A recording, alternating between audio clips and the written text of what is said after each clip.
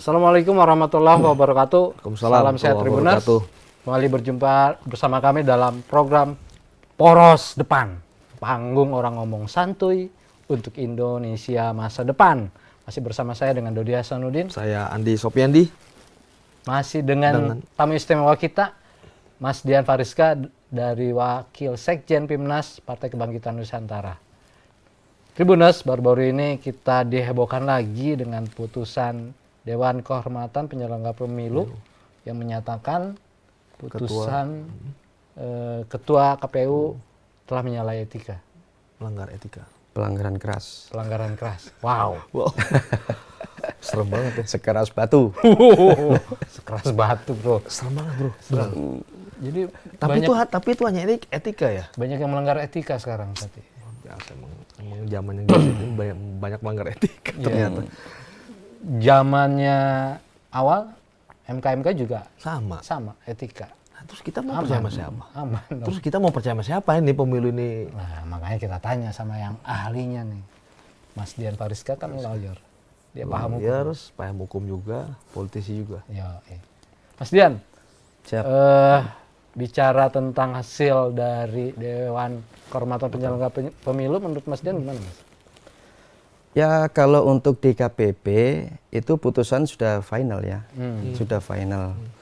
Nah memang putusannya itu ya pelanggaran keras untuk Ketua KPU beserta anggotanya.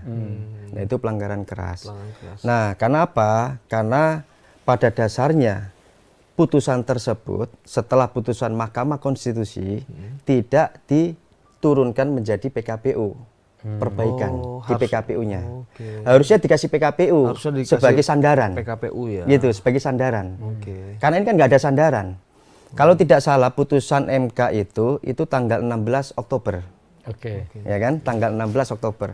Kemudian masa pendaftaran punya Prabowo Gibran itu tanggal 25 Oktober. Nah, sedangkan pada saat pendaftaran itu tidak disandar dengan PKPU hasil putusan MK. Nah artinya apa? Meskipun ini sudah ada putusan MK, harus ada dikasih sandaran, harus di cover lagi di situ. Nah caranya di cover apa? Dengan PKPU, ada perbaikan. Nah tapi selama ada putusan KPU tidak mengcover di PKPU-nya. Nah ini salahnya di situ. Karena Pak buat sandaran, Mas. Makanya itu jadi pelanggaran ya? Iya, gitu. Jadi legal standingnya itu ada, gitu. Nah itu secara administrasi bagaimana tuh? Kalau secara administrasi memang tidak bisa membatalkan. Tidak bisa membatalkan. Tidak bisa membatalkan produknya. Tidak kenapa bisa. Itu kenapa? Gitu. Kenapa tuh? Kan itu cacat tuh. Iya, kalau untuk cacat hukum memang iya, tetapi kalau membatalkan hukum itu nggak bisa. Karena apa? Ini masalah etika. Nah, kalau bicara untuk putusan DKPP ini kan bicara masalah etika. Ya kan? Kalau etika ini ya memang ya seperti itu hasilnya. Yang salah ya memang subjeknya. Subjeknya orangnya itu kan gitu loh. Kenapa tidak ya kan mengcounter atau mengcover dengan adanya peraturan-peraturan lainnya. Salah satu contoh adalah PKPU. Gitu.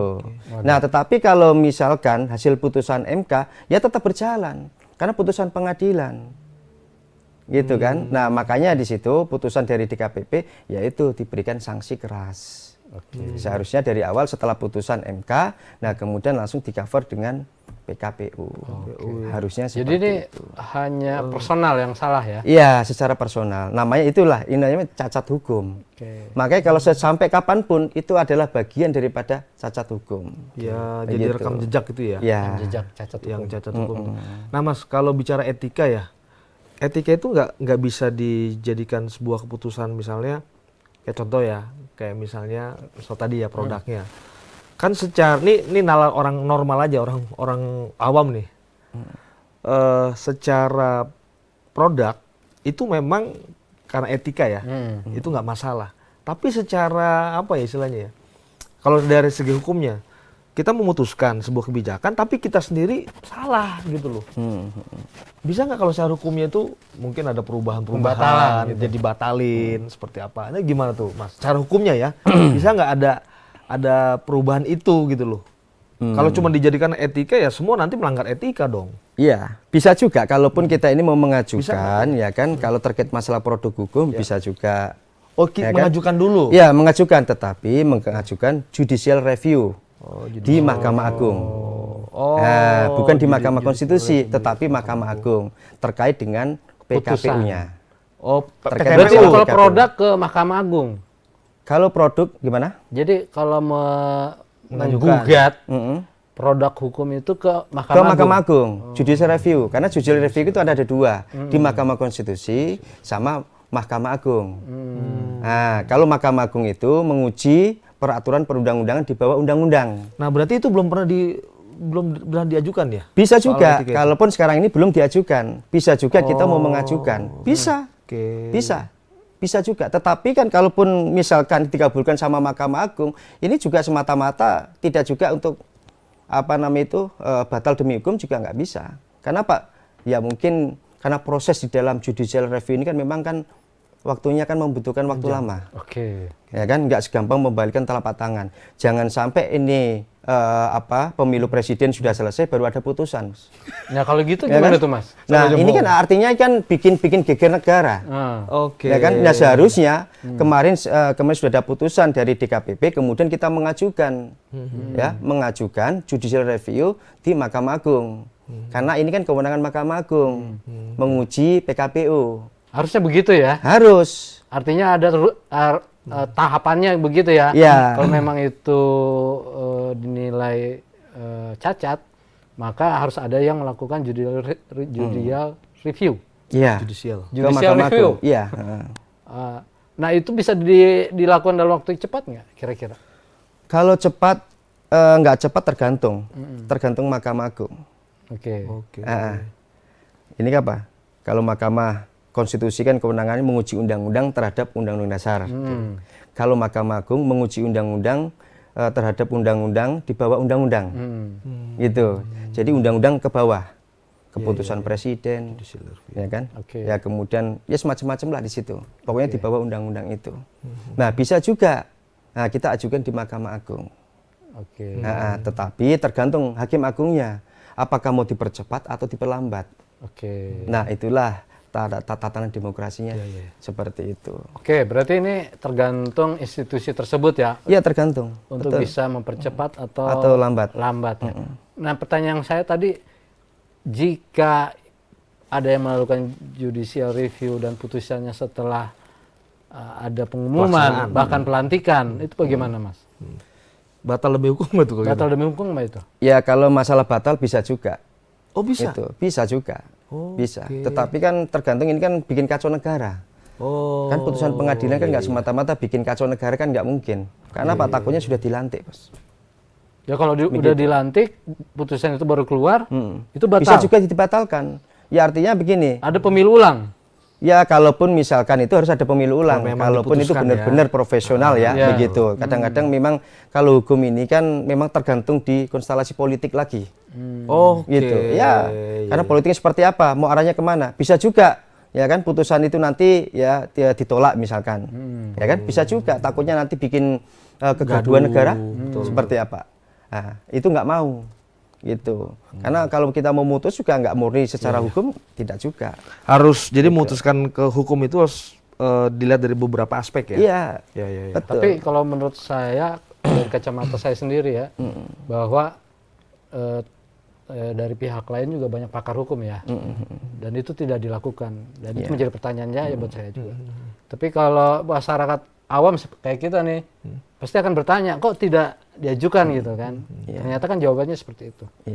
Artinya saya juga bingung nih, masih ambigu, kenapa yang paham-paham hukum tidak melakukan hal tersebut lebih awal gitu. Mungkin apa karena politis kali ya, Mas Dian? Ya kalau politis pasti ada politis juga. Karena ya memang orang kan takut juga sama presidennya. Ya namanya anaknya juga calon juga, ya kan. Ya mau nggak mau sebagai orang tua secara emosional ini kan gitu. Ini kan sudah garis ini ya, keturunan kan begitu. Nggak mungkin orang tua diam, nggak akan mungkin. Siapapun yang mengkritik anaknya juga bisa juga nanti di ini gitu. Ya bisa juga lah begitu. Ya semua proses semua sudah jelas kok gitu loh. Artinya begini, ya mungkin pada saat di awal ya kan judicial review ya di Mahkamah Konstitusi itu aja sudah jelas juga. Ya kan? Nah, kemudian ya bahasa kalau Pak Mahfud ini kan uncle lah, begitu, karena dibantu sama uncle-nya gitu. Nah sehingga disitulah putusan MK ya kan, jadi memberhentikan uncle-nya sebagai ketua Mahkamah Konstitusi, ya kan, bukan ininya ya, bukan sebagai hakim konstitusinya, tapi sebagai ketua Mahkamah Konstitusi. Nah kemudian digantilah ketuanya kalau nggak salah sekarang ini Pak Soehartoyo. Kalau nggak salah. Nah kemudian Pak Anwar Usman sekarang ini mengajukan gugatan ke Petun, gitu. Ini kadang-kadang saya bingung. Pengen jadi ketua lagi gitu loh. Kok bingung? Saya ini bingung, benar saya bingung ini gitu loh. Aja bingung, ya, saya ini bingung gitu loh. Karena apa? Karena ini hakim konstitusi, ya kan? Ini kan ini ya 9 hakim ini kan memang harus benar-benar luar biasa. Ini kan seorang negarawan. Yang diputus adalah peraturan perundang-undangan. Kalau yang satu ngambek di situ, kalau mendingan saya berhentikan sekalian. Iya betul. Ya. Ini bagian daripada momok ya, momok di dalam hakim konstitusi. Betul. Ya kalau dia itu nggak pernah ikut sidang lagi gimana coba? Mendingan saya berhentikan kalau saya. Nah itu yang boleh memutuskan pemberhentian, misalnya dipecat lah, itu siapa sih? Bisa juga dari hakim konstitusi, iya dari ketua. Ketua hakim konstitusi mengajukan ke presiden. Nah, tapi kenapa didiamkan itu dia? Ya itulah, saya nggak paham gitu loh. Kalau saya, menurut saya, karena apa? Karena ini apa? Karena putusan Mahkamah Konstitusi final and binding. Nggak ada upaya hukum loh. Kalau Pak Anwar Usman di situ, ya kan, ngacak-ngacak di dalam putusan itu bagaimana? Nah, itu salah satu. Kemudian yang kedua, kalau beliau tidak pernah hadir dalam sidang gimana coba? Ini negara Indonesia loh. Kacau dong. Ya itulah bikin kacau. Ya. Kalau namanya orang kalau seperti itu mendingan legowo. Ya itu. Ya, untuk apa sih kalau mungkin mau mengajukan gugatan tun, mau mengembalikan haknya sebagai ketua? Untuk apa juga? Yang penting terima aja udah, di situ nggak apa-apa. Harga diri kita, Bos. Gitu loh. Nah, kalau kita bicara semua etika ya kan sudah diputuskan oleh MK. Dan MK ini bukan beskriping, bukan keputusan. Maka itu bukan bagian daripada katun, bukan. Gitu. Kalaupun kita ajukan ke gugatan Petun, salah. Gitu. Salah ya. Wah, saya gitu. makin liar nih. Iya, gitu loh. Sebagai orang awam. Iya, sekarang ketua MK bermasalah, sekarang ketua KPU-nya juga bermasalah secara etika. Ini gimana hasil produknya? Itu yang kita khawatirkan gitu loh, Mas, pada kalau publik gitu. Nih mempertajam pertanyaan Mas Andi, apakah ini by design? Kalau by design, alam juga nggak bisa cerita saya. Ya, karena ya memang semua kan ada prosesnya ya gitu. Apakah ini by design atau tidak ya mungkin masyarakat yang menilai. Ya karena apa? Ya memang di awal ya kan ini kan memang daripada putusan MK dulu. Ini kan memang startnya kan di sini startnya. Ya kan startnya. Kemudian finishingnya itu ada di DKPP. Kan finishingnya kan di DKPP kan. Begitu. Setelah ada putusan di MK ya kan terbukti terbukti angkelnya ini secara etik ya memang ya terbukti ya kan di MK ini. Kemudian terkait masalah penyelenggaranya di KPU-nya. Sama juga ya. Nah, itulah terbukti di DKPP. Karena apa? Tidak di-cover dengan peraturan perundang-undangan lainnya, yaitu PKPU. Betul. Jadi artinya semua ini adalah bagian daripada cacat hukum. Bukan batal hukum, tapi cacat hukum. Kalau cacat hukum bagian proses sejarah yang akan datang ke depan nanti itu. Nah itu juga jadi salah satu variabel atau kualifikasi tuh untuk mencalonkan lagi tuh. Nggak boleh cacat hukum. Enggak? Iya. Ada tambah dong. Ditambah itu. Iya ditambah. Tapi bukan menjadi suatu persyaratan karena nggak ada syaratnya. Iya kalau gue jadi ketua KPU gue bilang cacat hukum nggak boleh. Salah ya. Tribuners, demikian edukasi yang disampaikan Mas Dian Fariska tentang putusan-putusan hukum di tingkat DKPP dan MK terkait hasil pencapresan, pencawapresan dan persyaratan cawapres. Semoga ke depan tidak terjadi lagi dan menjadi PR kita bersama. Jangan kemana-mana, tetap di Poros Depan.